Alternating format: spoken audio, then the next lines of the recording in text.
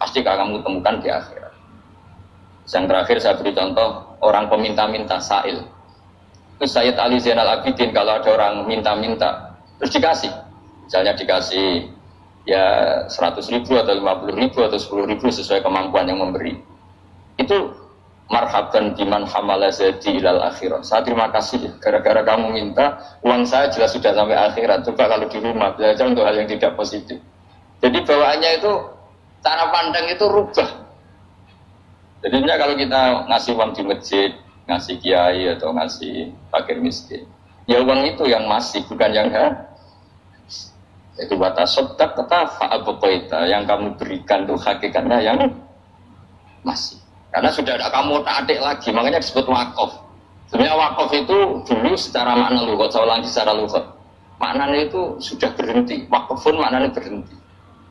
Nah, sodako itu dari kata sodako maknanya benar. Orang yang sering sodako berarti imannya benar. Orang yang uang sudah diberikan berarti dia sudah terputus, wakaf berhenti dari hubungannya dengan dia. Sudah dikasihkan berarti selesai. Sehingga wakaf dan sodako itu sebenarnya maknanya saling melengkapi. Kemudian orang-orang fikih karena ada disiplin ilmu tertentu, wakaf itu untuk sedekah yang permanen, yang abadi, kemudian sedekah untuk infak. Tapi itu kan hanya istilah-istilah dalam disiplin ilmu. Sebetulnya kalau pakai ilmu yang umum, sedekah ya bisa disebut wakaf, wakaf ya bisa disebut apa? Sedekah. Karena maknanya sedekah itu wakaf. Wakaf itu apa? Qat'u raqabatil malik an hadal mal atau an mali. Hubungan pemilik harta ini terputus dari harta itu. Jadi misalnya saya sudah wakaf tanah ini ke masjid, sudah diterima. Buat saya kepikiran gadekan atau menjual sudah tidak bisa, sudah berhenti di situ saja hubungan saya dengan kepemilikan harta itu. Makanya disebut apa? Wakaf. Dan kalau saya wakaf berarti menunjukkan kebenaran iman saya karena sudah menafkahkan sebagian harta untuk Allah Ta'ala. Itu sodak. Makanya bahasa Arab itu gampang ya. Kalau sodakoh.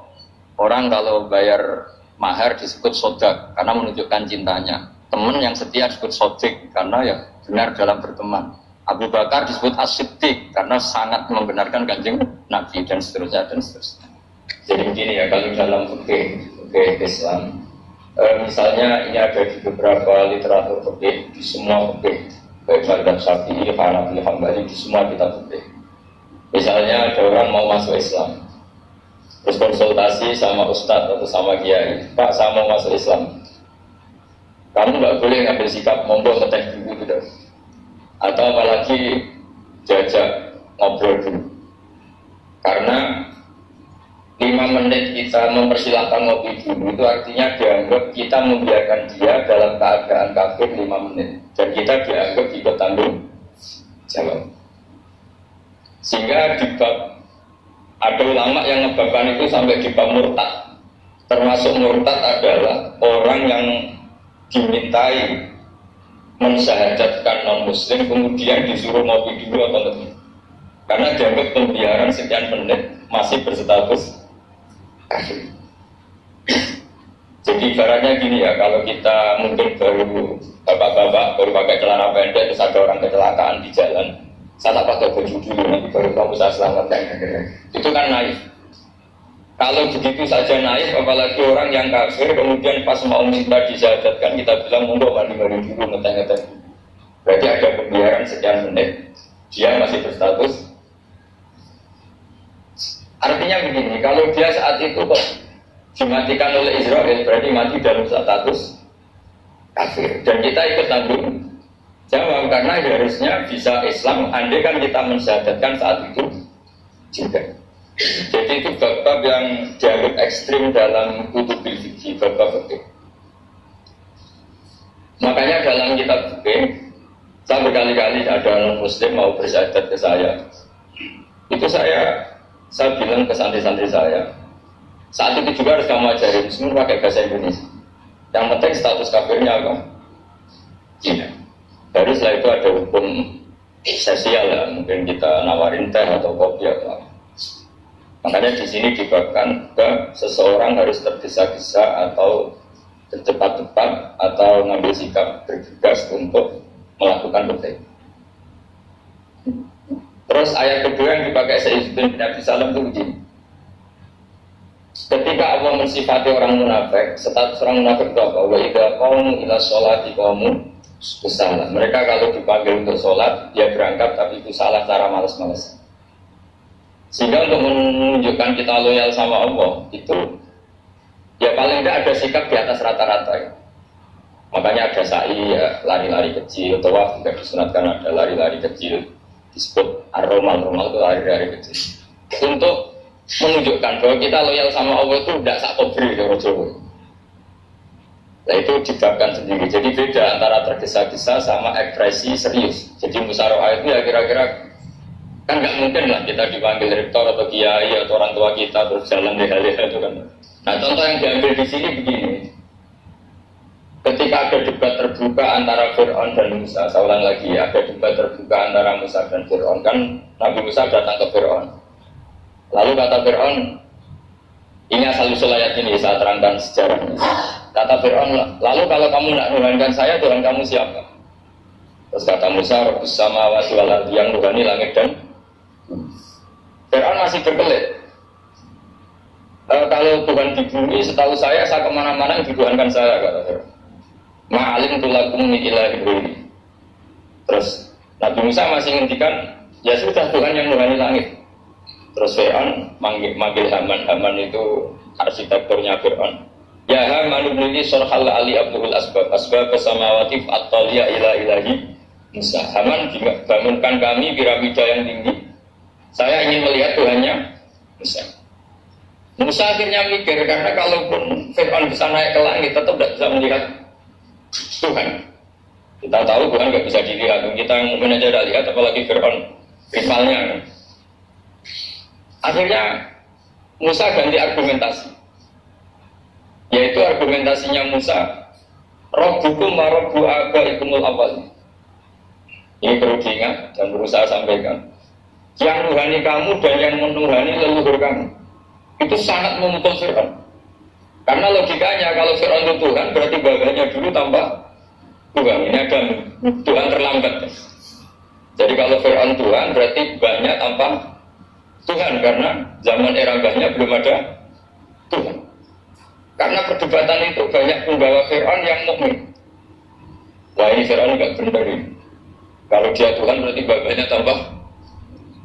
Karena kalau iman itu akan diadili, akan dieksekusi, maka orang ini berstatus rojulun mu'minum min ali fir'aun yaktum imanah. Maka di Quran diterangkan bahwa rojulun mu'minum min ali fir'aun yaktum imanah. Ada seseorang yang iman tapi menyembunyikan iman. Nah orang ini selalu ikut rapat di rapat-rapat penting Fir'aun, termasuk rapat ketika Fir'aun dan para tentaranya memutuskan membunuh Musa. Karena dia ikut rapat dan eksekutornya besok disuruh nangkap Musa, orang ini malam itu juga nemuin Musa. Nemuin Musa, terus bilang innal mal ayat tabiru nabikal yakulu Musa. Rapat tadi malam memutuskan kamu besok dibunuh, maka kamu harus bergegas meninggalkan Mesir. Nah, dari kesimpulan itu, dari cerita itu kemudian diambil secara hukum fikih bahwa untuk menyelamatkan darah harus bergegas. Andai kan Musa itu kok sak kobre, sak sempate, maka keburu. Andai kan ini rojul ini tadi, orang tadi penasihat tadi, kok sak kobre ya, maka berarti Musa terlanjur tertang. Jadi itu pentingnya ulama ya. Jadi cerita yang linier, cerita yang seakan-akan cerita di tangan ulama tetap menjadi al-ahkam al-fiqhiyah, menjadi ketentuan-ketentuan apa? Jadi yang diambil di sini adalah lelaki tadi yang ikut rapat yaitu bergegas menemui Musa, memberitahu kalau kamu besok mau dieksekusi, fakrus, maka kamu harus cepatnya keluar dari Mesir untuk menyelamatkan diri. Terus oleh Saizuddin tidak disalah dibabkan harus tergesa-gesa menyelamatkan darahnya orang apa? Jadi ini penting saya sampaikan. Jadi al-qasas ya, semua cerita di Quran itu tidak sebagai cerita, karena Quran tidak ingin melahirkan pendongeng, tapi harus menjadi ibrah, menjadi teladan. Jadi makanya terus di kitab-kitab ulumul Quran diterangkan al-qasas ya, beberapa cerita di Quran adalah semuanya menjadi ketentuan fikih. Saya lagi ya, semua cerita yang ada di Quran itu menjadi ketentuan fikih meskipun alurnya apa? Cerita. Kayak tadi kan alurnya cerita bahwa lelaki ini bergegas menemui Musa supaya Musa cepat keluar dari Mesir. Terus dibakar babi Musa ro'ah ilan musidik. Saya teruskan. Wa kama laro'ai nama yaktulu musliman lau taktu'u alihi lakota lagu fal Musa ro'ah ila takrisihi min wajibatun. Itlaisal unatu mahmudatan fi kulli syai'in balaha mawatin untuk madufiyah wa mawatin untuk kamu iya, wakadari kal musaroah walain walduta waliruma. Terus cara berpikir ulama, saya pernah baca dalam satu sejarah ulama besar, namanya Sufyan Ats-Tsauri. Sufyan Ats-Tsauri itu menjadi wali itu gara-gara kalau sholat di masjid itu beliau datang sebelum adzan. Saya ulang lagi, beliau datang sebelum adzan. Ditanya, kenapa kalau kamu datang sebelum adzan? Saya ini gak ingin jadi hamba yang buruk. Hamba yang buruk atau pembantu yang buruk adalah setempel itu dipanggil. Misalnya kita tahu majikan kita pasti manggil jam 7. Kemudian jam 7 itu Anda masih ngopi, masih tata-tata, itu kan tidak menghormati majikan. Harusnya kamu setempel di jam yang saat itu pasti majikan Anda memanggil. Kata beliau, saya tidak ingin seperti pembantu yang buruk. Datang berdua apa? Dipanggil. Jadi itu ada beberapa spirit ya, atau inspirasi dari aturan-aturan mahabbah. Sebab itu ketika Allah kritik orang munafik, wa idza qamu ila sholati qamu kusala, ketika dipanggil sholat mereka datang bermalas-malasan. Karena tidak ada cintanya sama Allah, maka datang berlambat-lambat. Nah berarti kalau ekspresi cinta mengharuskan kita datang bercepat. Makanya dalam istilah lain di Quran ini termasuk balaghatul Quran. Di juz 25 itu istilah menuju Allah itu fafirru ilallah. Kita tahu firar itu maknanya lari apa jalan biasa. Lari. Jadi untuk mengekspresikan mahabbah kita, kangen kita pada Allah. Cara bahasa Arab, isyaq kita, berdoa kita sama Allah tidak diistilahkan jalan tapi fafirru ilallah, harus bergegas benar. Begitu seterusnya. Maka kalau ada orang Islam terus ini konsekuensi hukum. Ada non-muslim minta Pak, saya tolong ajarkan syahadat. Nggak boleh saya bilang gini, monggo ke dalam dulu. Padahal perjalanan ke rumah saya misalnya setengah jam, nggak boleh saat itu meskipun sambil berdiri-diri harus kita tauhidkan. Kamu yakinnya Allah itu satu, Tuhan Allah. Harus. Karena kalau ada perjalanan ke rumah 5 menit terus dia kecelakaan, belum syahadat, statusnya mati apa? Kafir. Dan kita ikut terlibat karena sebetulnya bisa mengislamkan saat itu juga. Analoginya kayak tadi, orang kecelakaan di jalan karena kita celana pendek, nonton Surya bisa tak pakai baju. Habis itu divides truk. Itu kan kita ikut salah karena kita punya kesempatan. Tentu yang disalahkan yang punya kesempatan.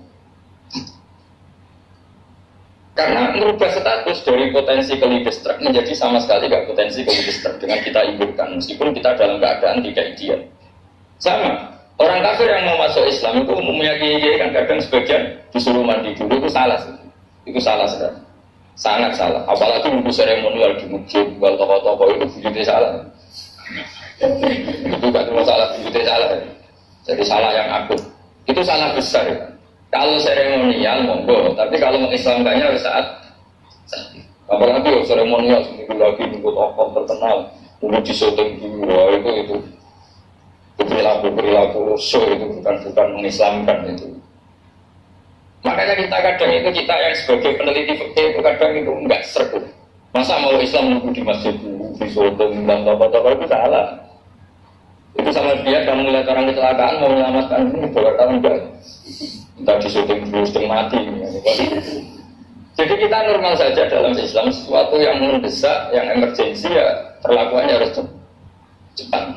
Sehingga dibahkan faslun fil musaroah ila musyidik fikih. Jadi ada beberapa contoh di Quran memang aturannya seperti itu.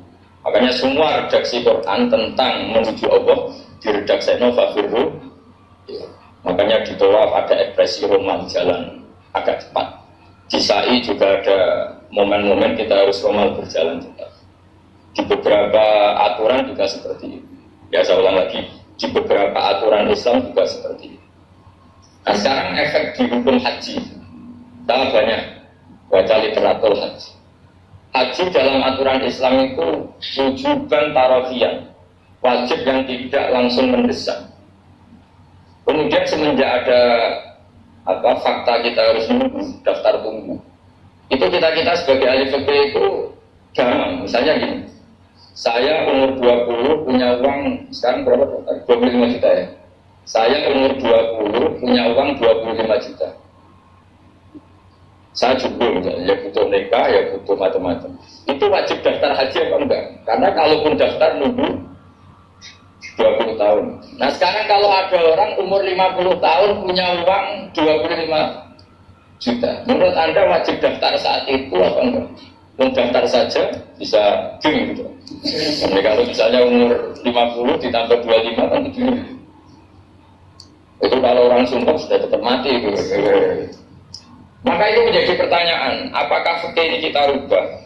Karena dulu kan orang itu longgar semua. Karena haji zaman Nabi pun tidak langsung dilakukan saat pertama diwajibkannya haji. Jadi Nabi punya sisi unik. Pertama ada tahun diwajibkannya haji, Nabi tidak langsung haji. Sebab itu ulama berkesimpulan kalau wajibnya haji tidak langsung. Maka fikih itu memang unik. Sholat juga gitu.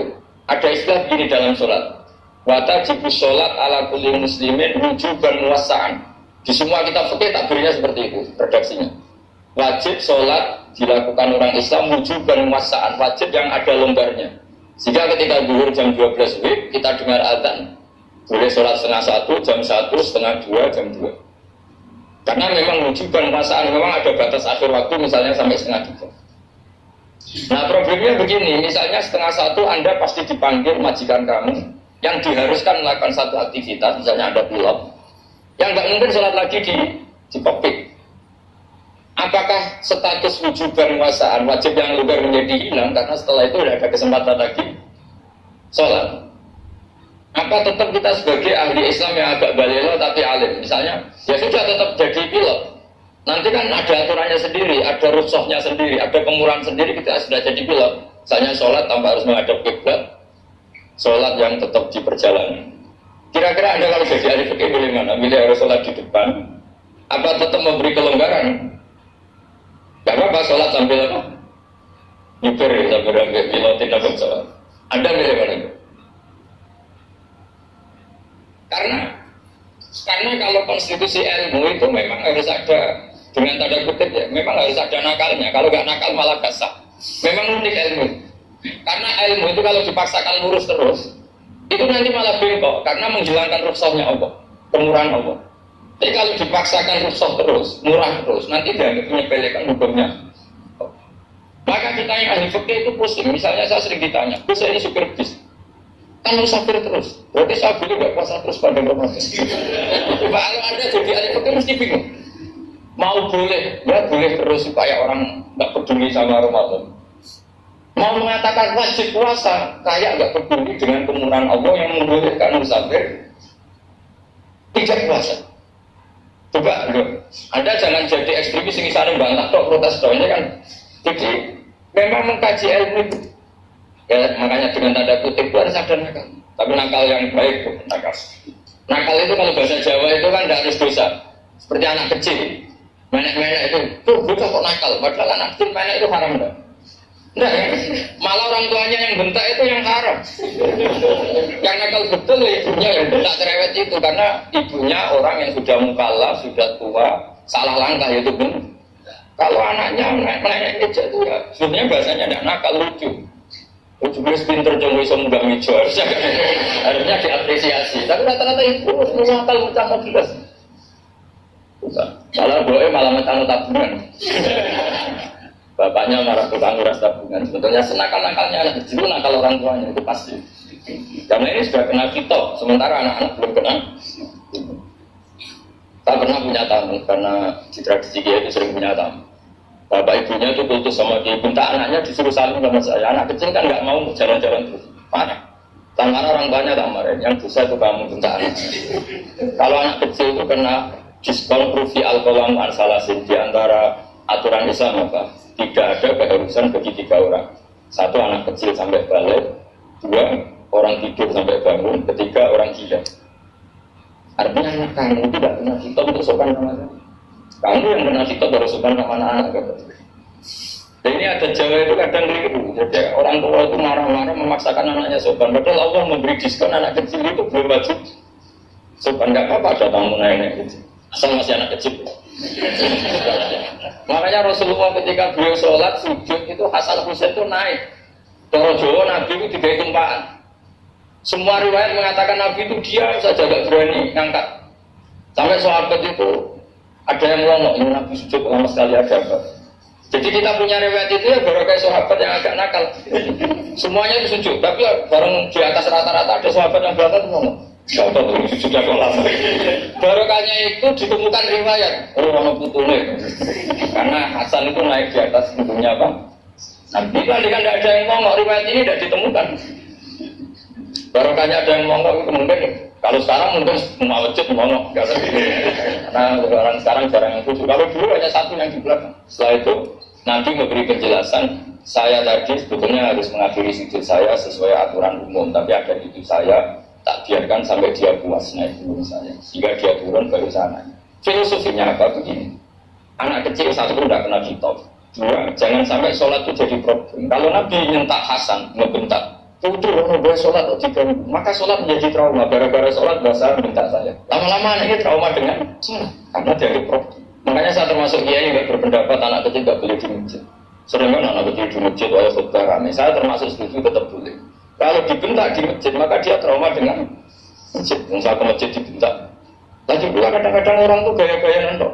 Wah orang khutbah rame nih. Padahal kalau nggak diramein anak-anak malah dia tidur. Kita kan tidak bisa menjamin kalau perilaku kita lebih baik gitu. Mendingan kan anak-anak main di masjid dibanding di karaoke kan. Jadi kan ya ini maksudnya saya ini fikih ya. Fikih itu wilayahnya, makanya jadi ahli fikih itu susah-susah gampang. Jadi kan jangan hanya berpikir protes dengan ketentuan fikih, mengkaji yang sebanyak-banyaknya. Itu tadi misalnya Anda seorang supir permanen, supir bis terutama. Kalau truk kan bisa leha-leha, kalau bis kan apa ada deadline-nya ya waktu seperti bis jurusan Surabaya Semarang. Saya kan sering naik bis jurusan Surabaya Semarang. Kadang-kadang supirnya melihat saya tanya, "Bus saya ini supir, saya ini Ramadan itu gimana nih?" Ya saya sudah ngerti setengah nakal, yang senengnya dijawab rasa poso ya saya tanya. Tapi masalahnya secara fikih kalau kamu mengatakan kamu harus puasa terus, kamu melanggar konstitusi ilmu. Memang musafir punya diskon? Boleh? Tidak biasa. Pertanyaannya, bayarnya kapan? Wong Syawal jadi nyupir lagi, Jumat jadi nyupir lagi, nanti sampai Ramadan ya. Dan terus, ya pas kamu cuti, biasanya cutinya pas sakit, boleh diskon lagi karena sakit. Coba. Tidak ada kan ada jadi ahli fikih milik zaman. Ya, kalau orangnya soleh terus kayak ustadz-ustadz di sini kayak dosen UI kan, masa dosen UI Universitas Islam nggak Islami kan nggak mungkin. Mungkin memilih poso kan. Masalah ini kan hukum untuk orang kebanyakan, nggak boleh hukum musuh sekuat. Sahur jam 3:30, mobil vitamin, pokoknya harus kuat. Itu tidak hukum, itu saran. Hukum itu beda dengan saran. Hukum itu hanya berpijak musafir itu boleh. Stop. Kalau saran memang boleh, kamu usahakan kamu makan 3:30, pasti terus kalau mobil selesai jam 10, nanti istirahat. Memangnya majikan bisa ngatur jamnya? Itu fikih. Maka menjadi perdebatan yang namanya pergi itu apa? Menurut Imam Syafi'i pergi itu ya dari rumahnya ke tempat yang asing, yang tidak wilayahnya namanya pergi. Menurut Imam Ahmad bin Hanbal enggak. Pergi itu tidak kerja. Jadi orang yang supir yang seperti itu namanya tidak pergi tapi kerja.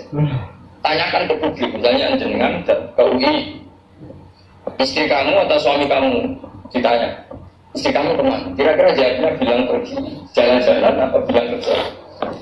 Kerja. Makanya kata Imam Ahmad bin Hanbal, mudi mustafar atau orang yang berprofesi, yang profesinya yang harus pergi kayak traveling atau supir, maka itu namanya tidak pergi, namanya itu kerja. Karena apa? Sekali distatuskan pergi, maka ikut status yang dikatakan Allah dan Rasul dapat diskon boleh tidak puas.